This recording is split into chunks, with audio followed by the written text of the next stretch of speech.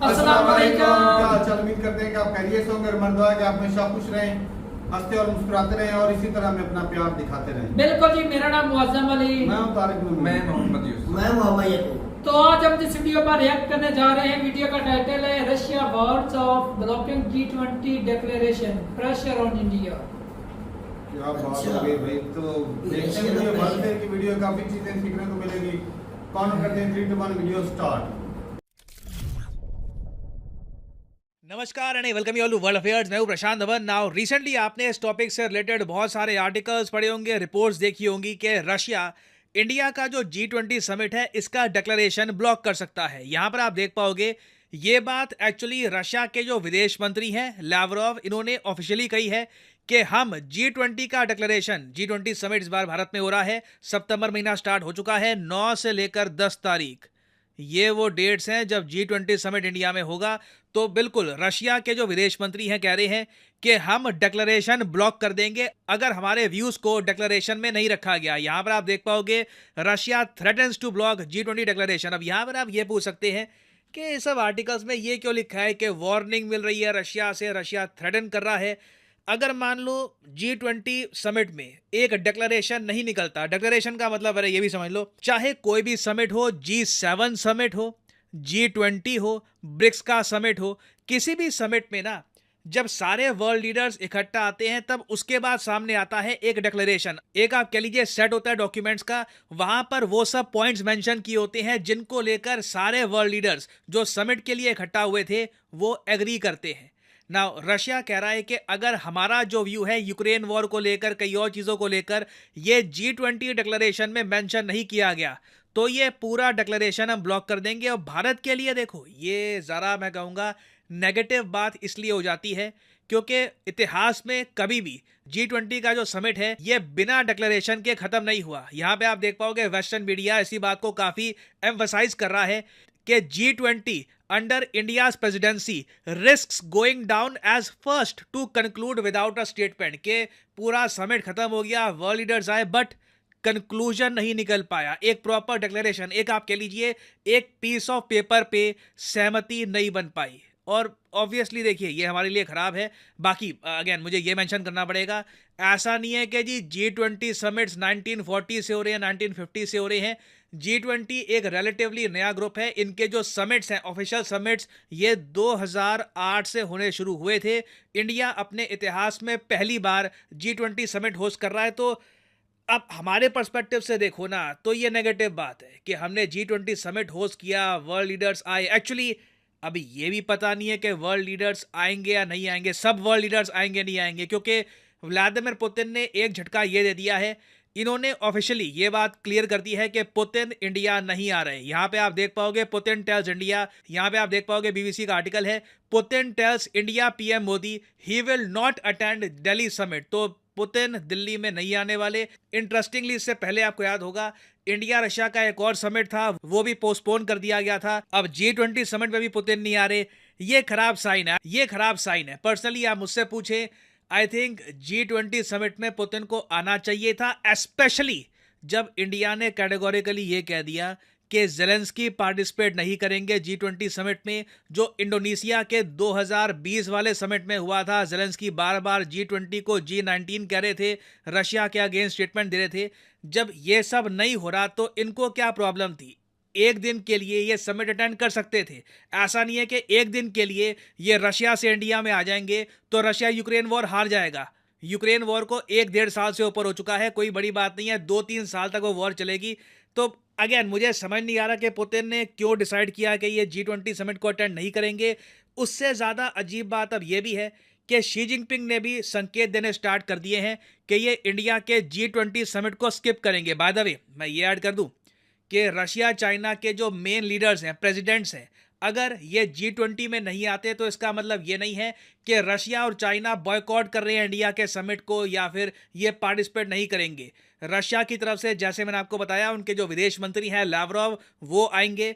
China की side से अभी लग रहा है कि शी जिनपिंग शायद ना आए और इनकी जगह जो चाइना के प्रीमियर है वो आ जाए। बाकी अगेन अभी इस चीज़ को लेकर कोई 100% कन्फर्मेशन हुई नहीं है कि शी जिनपिंग इंडिया में आएंगे या नहीं आएंगे। जब जो बाइडेन से पूछा गया कि न्यूज़ आ रही है कि शायद शी जिनपिंग इंडिया का G20 समिट स्किप कर दे, तो इसको लेकर आप क्या कहना चाहोगे? तो जो बाइडन ने ये कहा था कि मैं उम्मीद करता हूं, आई होप कि शी जिनपिंग इंडिया का G20 समिट अटेंड करे। तो आप खुद ही सोच लीजिए, पहली बार हम G20 समिट होस्ट कर रहे हैं, रशिया चाइना के प्रेसिडेंट अगर यहां पर नहीं आते और साथ ही साथ कोई डिक्लेरेशन भी निकल के नहीं आता, this is not good for India. और यहाँ पे ऑफ कोर्स आपका क्वेश्चन होगा, मगर रशिया को प्रॉब्लम क्या है? जब जेलेंस्की को भी हम यहाँ पे इनवाइट नहीं कर रहे, यूक्रेन की पार्टिसिपेशन नहीं हो रही, तो इनको डिक्लेरेशन में कौन सी चीज चाहिए? किस चीज को लेकर रशिया इतना सेंसिटिव है? तो डिस्कस करेंगे ये टॉपिक इन डेप्थ। मगर आगे बढ़ने से पहले आपसे क्वेश्चन पूछूंगा। क्वेश्चन ये है कि जो G20 समिट इंडिया होस्ट कर रहा है इस बार,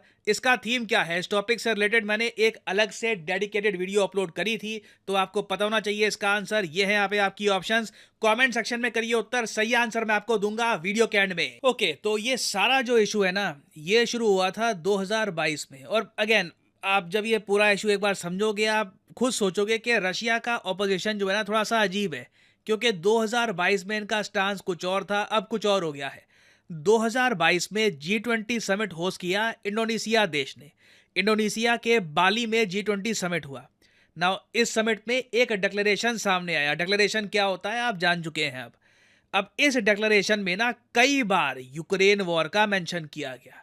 यहाँ पे आप देख पाओगे लिटरली, ये जो बाली डिक्लेरेशन है इंडोनेशिया में जो समिट हुआ था G20 का, इसके पैरा 3 में ही आप देखोगे, पॉइंट 3 में ही साफ साफ लिखा हुआ है कि हम सब देश कहते हैं कि जी यूक्रेन वॉर की वजह से ग्लोबल इकोनॉमी को बहुत ही बड़ा लॉस हुआ है। और आगे ये भी कहते हैं कि हम यूएन रेजोल्यूशन के हिसाब से सब कंट्रीज को कहते हैं कि इंटरनेशनल रूल्स को फॉलो करिए, और जो अग्रेशन है by the Russian federation against Ukraine, इसे भी रोकना चाहिए। ये बात लिटरली आप ये डिक्लेरेशन ओपन करोगे ना, थर्ड पॉइंट में साफ साफ लिखी हुई है कि यूएन के जो रेजोल्यूशन है ये डिप्लोर करते हैं स्ट्रॉन्गेस्ट टर्म्स में the aggression bye Russian federation against Ukraine and demands complete and unconditional withdrawal from the territory of Ukraine. Now Russia ने देखिए ये जो बात है ये पढ़ी, इसका विरोध किया, कहा कि हम एग्री नहीं करते कि ये स्टेटमेंट यहाँ पर ऐड करी गई। मगर जो बाकी कंट्रीज थी G20 के, टोटल 18 कंट्रीज और चाइना को छोड़कर, उन्होंने और भी कई चीज़ें ऐड कर दी।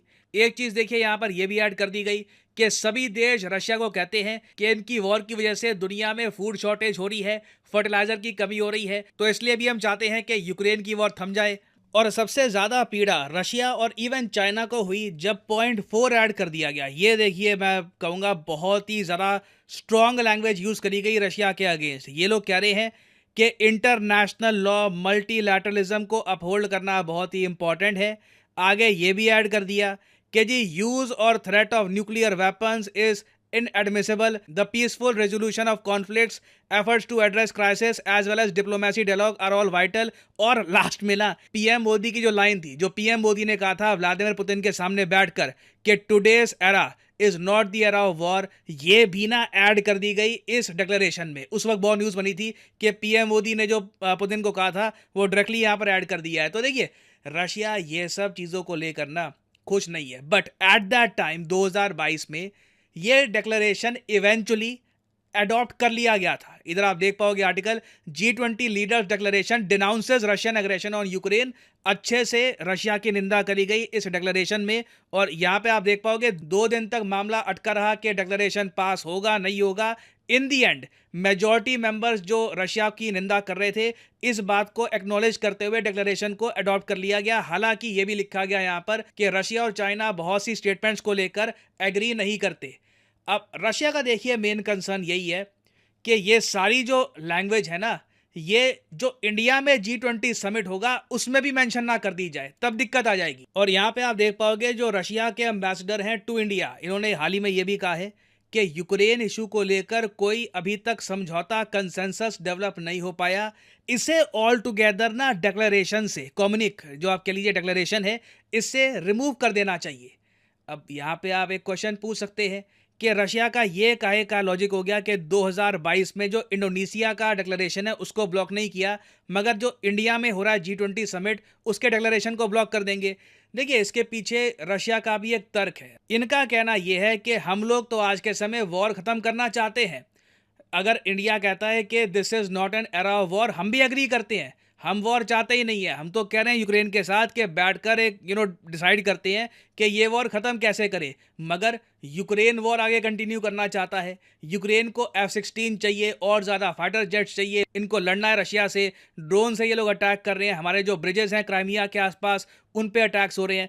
तो रशिया का कहना यह है कि अब वॉर एक ऐसी स्थिति में आ चुकी है जब रशिया पीस की बात कर रहा है, मगर यूक्रेन कह रहा है कि जब तक रशिया को कंप्लीटली ये अपने एरिया से रिमूव नहीं कर देंगे, अपना लैंड वापस कैप्चर नहीं कर लेंगे, तब तक पीस की बात होगी ही नहीं। तो आप अगर एक बहुत ही न्यूट्रल पर्सपेक्टिव से देखो ना, तो हर पार्टी का अपना स्टांस है और अपना स्टांस अपने आप में ठीक लगता है कि ठीक है, ये कंट्री ये बात कह रही है, ये इनका पॉइंट ऑफ व्यू है, आप कंप्लीटली ये नहीं कह सकते कि ये लोग गलत हैं।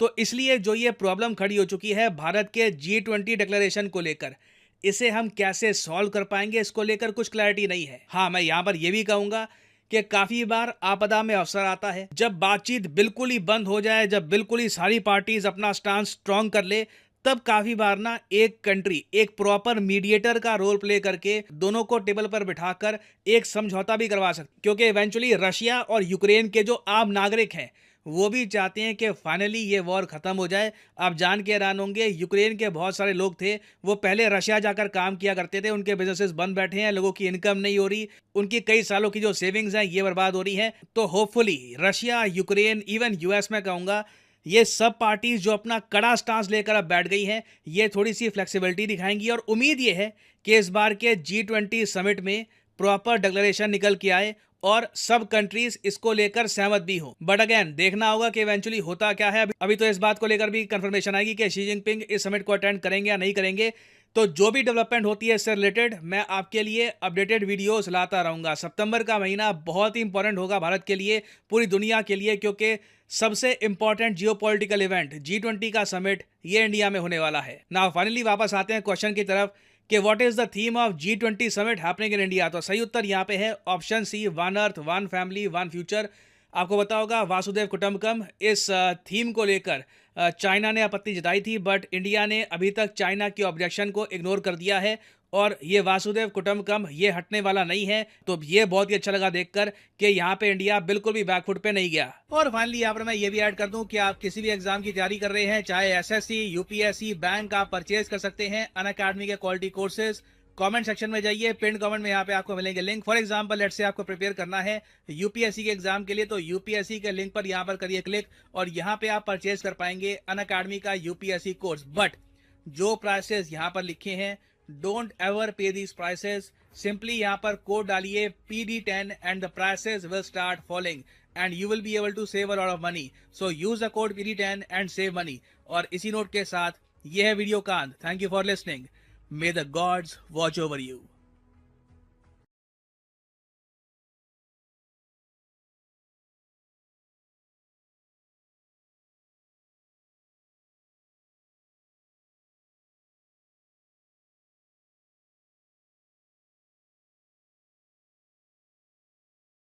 वीडियो खत्म हो गई और भाई साहब ये अब जो दो बड़े मेंबर है, अगर ये नहीं होंगे तो वैसे मीटिंग थोड़ी सी फीकी पड़ जाती है। वो तो जाएगी, वही फर्क पड़ता है, रुकेगा नहीं, लेकिन फर्क जरूर पड़ेगा। मैंने तुझे पहले कल भी और परसों भी बोला था एक वीडियो के अंदर के रशिया का जो फॉरेन मिनिस्टर है ना, अगर आना हुआ तो उसने आना है।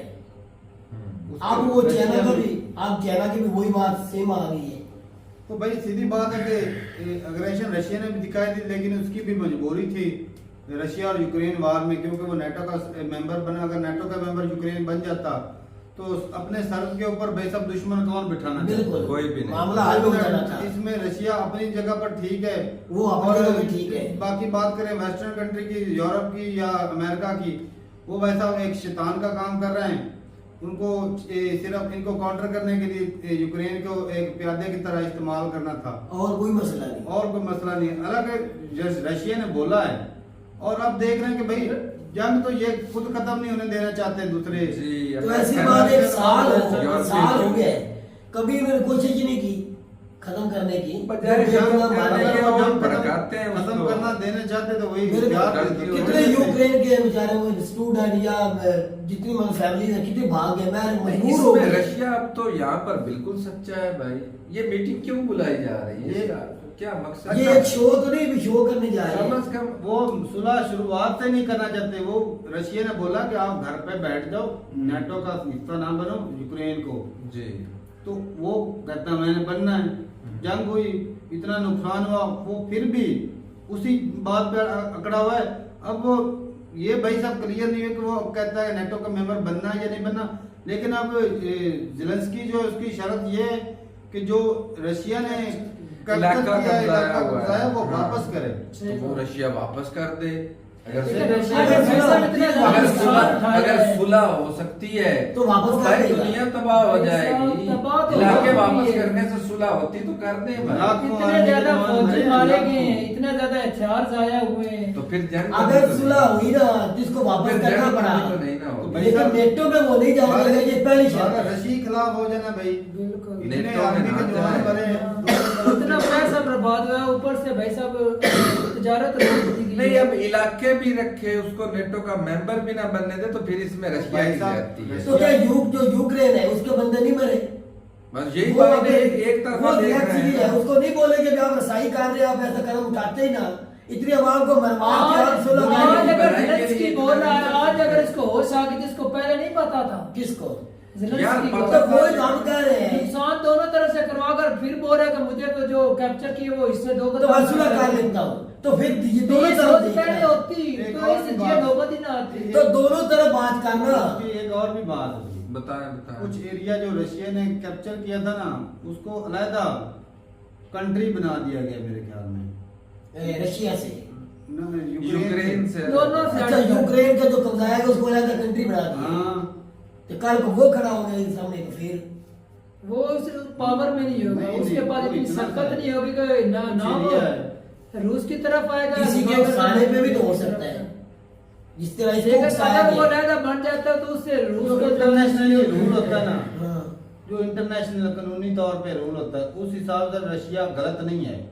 अच्छा, हकीकत बात है। और ये पास्ट में ऐसे चीजें सारी उम्र से यूक्रेन इधर ही नहीं, कि भाई- अपने हकूक उसको मिलते, हर तरह के कोई प्रेशर नहीं रशिया इसे का। को ना यूक्रेन से अलग किया, और वो कहता है कि वो अब के हम उसकी हेल्प कर रहे हैं। हम्म। बाकी अग्रेशन तो भाई साहब साफ ज़ाहिर है रशिया का है ही, इसमें दोहरी राय है ही नहीं। लेकिन बाकी आगे बात आ जाती है कानून की, तो वहां पर रशिया सच्चा हो जाता है। लेकिन इसमें जंग में भाई साहब पूरी दुनिया का नुकसान है। चलो रशिया सच्चा होता रहे, बाकी दुनिया गई बाढ़ में। और ये ना वो हो गया, सांप ने जो छिपकली पकड़ ली थी, एक कहावत है भाई साहब, गले के लिए ये बन चुकी है जंग, ज़ेलेंस्की के लिए भी और पुतिन के लिए, दोनों के लिए। ज़ेलेंस्की अगर कब्जाए हुए जो यूक्रेन का हिस्सा कब्जा है रशिया ने, वो वापस छोड़ता नहीं तो कर- आवाम खिलाफ हो वो जाएगी। इसलिए नहीं छोड़ रहा क्योंकि भाई साहब उसको पूरी उंगली मिल रही है पीछे से, पूरा पैसा मिल रहा है, वो हथियार मिल रहे हैं, सारा कुछ मिल रहा है। तो वो तो कहता है लड़ना भाई साहब आम जनता ने तो उसको तैयार नहीं है। अमेरिका दे रहा है, यूरोप दे रहा है, पाकिस्तान दे रहा है। किसको? यूक्रेन तो रशिया को कोई मदद नहीं कर रहा। तो रशिया खुद से रशिया स्ट्रांग है। स्ट्रॉन्ग है, दूसरा कुछ चाइना भी हेल्प कर रहा है। आप तो कह रहे हैं पाकिस्तान अपना तैयार दे दी वो है। तो यूक्रेन यूक्रेन को दिए हैं यार। अच्छा हाँ, यूक्रेन को बाकी में वही मेरा सवाल आ रही, किसके पास किधर से आ गई इतना माल फिर? बनाते हैं और भाई साहब, इसके फैक्ट्री पास- में। आपका तो मेड इन पाकिस्तानी चीज कभी सुई तक नहीं बनाई। हर वक्त इंडियन कहते हैं, आप भी भाई कहते साहब हैं। जो हथियार हैं हमारे, हाँ, वो ऐसे तो नहीं, वो परचेज किए हमने किसी कंट्री से, फिर वो खुद तैयार किए हुए। खुद के ही है भाई खुद साहब। करते हैं तैयार यार, फैक्ट्रियां नहीं लगी हथियारों की पाकिस्तान में, वो तैयार बंदा तो मर गया है।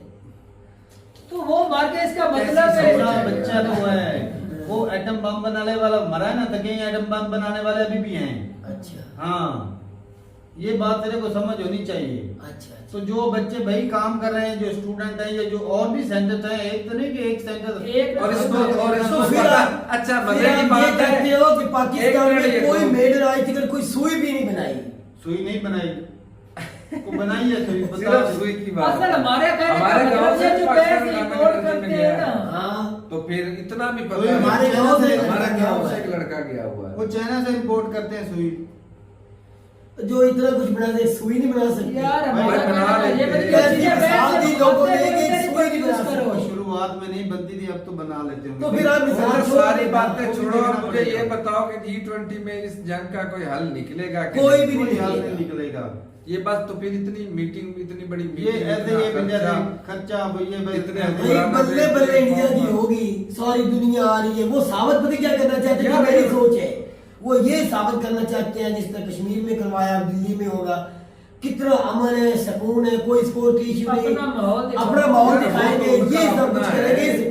फर्क तो तब पड़ेगा, कितने लीडर इकट्ठा, नहीं वो अच्छी बात दिखाने की, फर्क तब पड़ेगा इस मीटिंग का अगर यूक्रेन और रशिया की जंग की कोई ना कुछ हल निकाल ले, या फिर दोनों तो इंडिया तो से थोड़ी मत कुर्बानी ले दोनों से। वो हल निकाले। कोई माने तो सही। इतनी कंट्री के सरबराह आने हैं। अगर इंडिया बोले रशिया को कि जो कब्जाया एरिया छोड़ दे, रशिया छोड़ देगा? अच्छा उसके अलावा भी तो कोई हल निकाल सकते हैं ना। ज़ेलेंस्की को बोल के वो जो इंडिया रशिया ने कब्जा लिया हिस्सा, वो उसके पास ही रहने दे, तू चुप करके बैठ जा, वो भी नहीं बैठे यार इस मुद्दे से हटके भी सुना हो पार्टी सकती है। नहीं बैठेंगी भाई साहब। और यार जरूरी है ये हटके भी सुना हो भाई सकती साहब है। की है, मुलाकातें की है, फोन वगैरह की है, कि किसी रशिया मुद्दे पर जब दोनों आ खत्म करना जाए, चाहता है, लेकिन करवाई जाए, लेकिन रशिया उन्होंने नहीं माना। रशिया जंग खत्म करना चाहता, लेकिन कहता जो हमने कब्जा लिया वो अपन का हो गया। तो फिर चाइना क्यों उसको मिस करना चाहता है?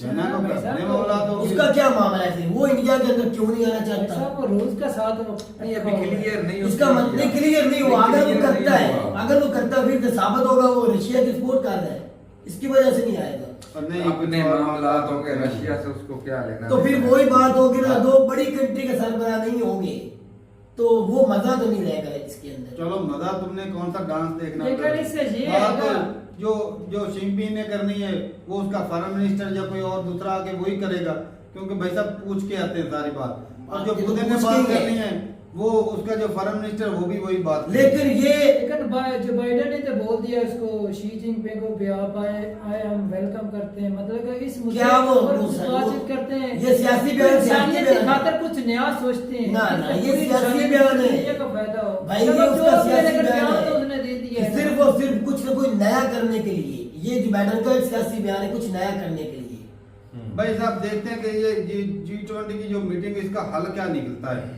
हल कुछ नहीं निकलेगा। हल बड़े तब है जब बड़े UN होने के में- बावजूद कोई हल ना निकले तो भाई जिस तरह वो यूएन में होता है ना, फ्रूटलेस है। जिस तरह यूएन में जाते हैं जी, वो एक पार्टी बनी हुई जी, मीटिंग होती है जी, दुनिया का हल निकालेंगे, आज तक ठेंगा निकाला उधर से।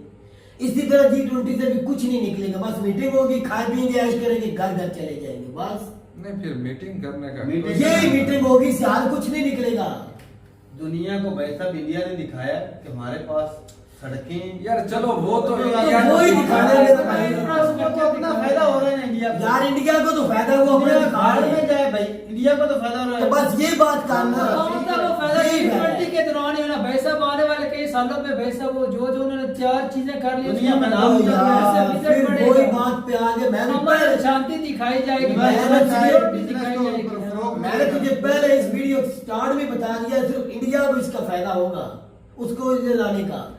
इंडिया ये जो कर रहा है इसको ही फायदा होगा, इससे कोई हाल दुनिया की जंग का या कोई और नहीं निकलेगा। अगर निकालना चाहे तो इतने सरबराह है, ये जो कब्जाई हुई जगह है ना रशिया ने यूक्रेन की, उसके हट के भी कोई मसला निकल सकता है। वो कब्जा ये रशिया नहीं छोड़ेगा, वो छोड़ेगा तो पुतिन के मैं कहता हूँ उस मुद्दे को छोड़ दो, उसके अलावा भी सुलह हो सकती है अगर सारे सरबराह मिलकर वो बात कैसे करें। तू ही कोई कई मुद्दे निकल सकते हैं। बता दे फिर तू को तेरे को लगता है। अच्छा आपका कहने का मतलब है अगर इसमें ये जंगबंदी नहीं होती G20 में तो इसका फायदा ही नहीं है।